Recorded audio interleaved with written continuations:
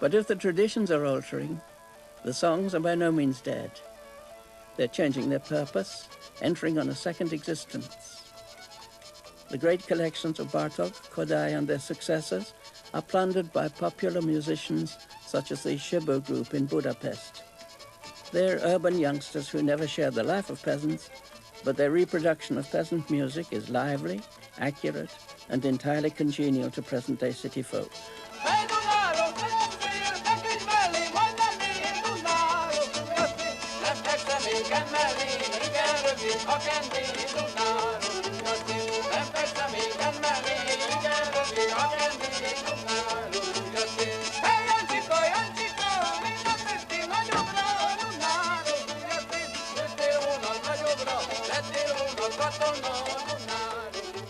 The melody they're playing is one that Bartok recorded in Irexemce, a typical Trans-Danubian piece that belongs to the very oldest layer of Hungarian music.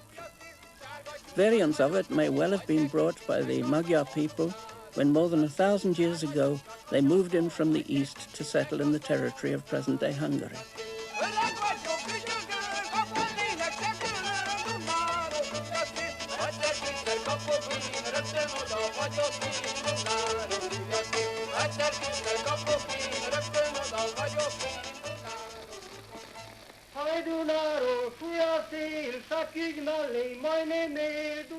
From the start, Bartok realized that just to write down a melody by hand as it's being sung isn't enough for such an elusive art as folk music. One needs to play it back over and again till every detail is uncovered. So Bartok said, the father of modern folk song studies is Thomas Edison. Poring for hours over his scratchy wax cylinders, he patiently analyzed what was happening within each performance. Transcribing ensemble music was especially difficult, even with the little groups of 3 or 4 musicians who traditionally made up the village bands. Most of such bands are comprised of gypsy players, but here and there, non-gypsy village groups persist, with a more sober four-square style that owes a bit to the late Baroque ensembles of classical Vienna. Like this village band from Modocha, one of Bartok's old stamping grounds. The music of such bands, with its off-center intonations, seems crude, perhaps, yet Bartok found charm and personality in it, and a number of ideas for use in such compositions as the 6th Quartet.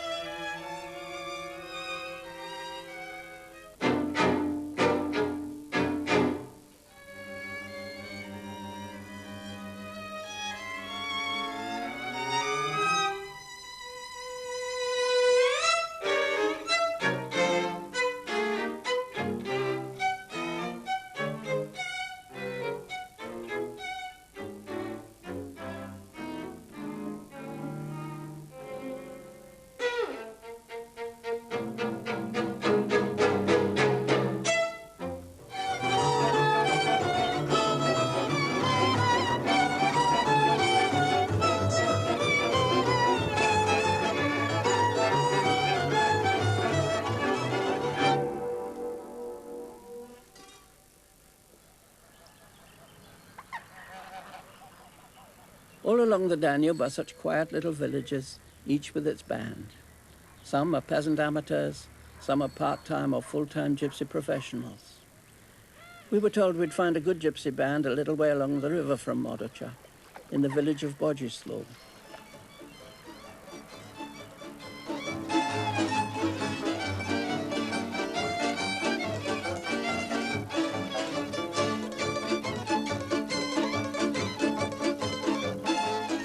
Bartok had his reservations about so-called gypsy music, and he and Kodai were indignant that whenever Hungarian music is mentioned abroad, the foreigner thinks of the kind of works that gypsies play in city restaurants. On the other hand, Bartok himself recognized the virtuosity of many village gypsy bands.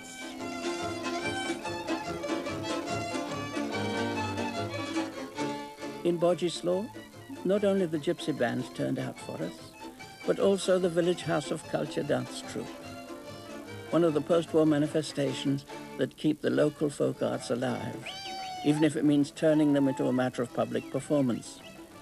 A venture that has its pluses and minuses, often meaning more brilliance and less depth.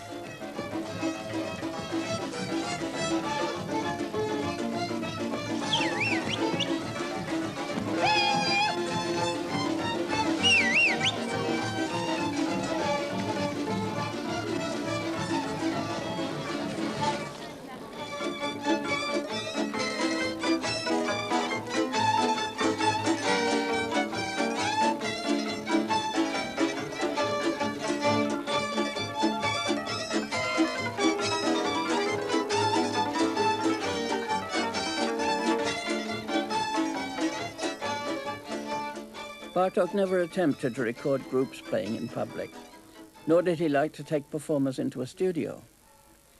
He preferred to record domestically, in the setting of the musician's own home, amid the family and intimates. In the past, a single fiddle served to entertain a community, but in Hungary today, the lone fiddler is rare in the villages. However, among Hungarians east of the present frontier, in Transylvania and Moldavia, the old practice of solo fiddling remains.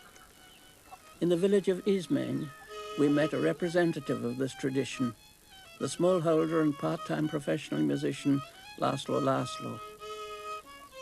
His ancestors had fled eastward into Moldavia in the 18th century to escape religious persecution. And in 1945, in the wake of the retreating German army, Laszlo had drifted back from Bukovina across Romania and via Yugoslavia into Hungary, playing his music all the way. Bartok would have respected him as a stubborn upholder of an old Hungarian instrumental tradition.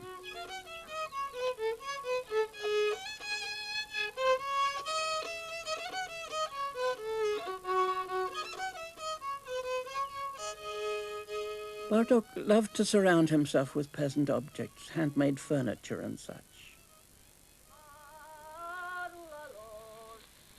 His study desk and chair were made to his order by a peasant carpenter, George Pentek, whose wife drifted between Transylvania and Budapest, selling furniture and embroideries.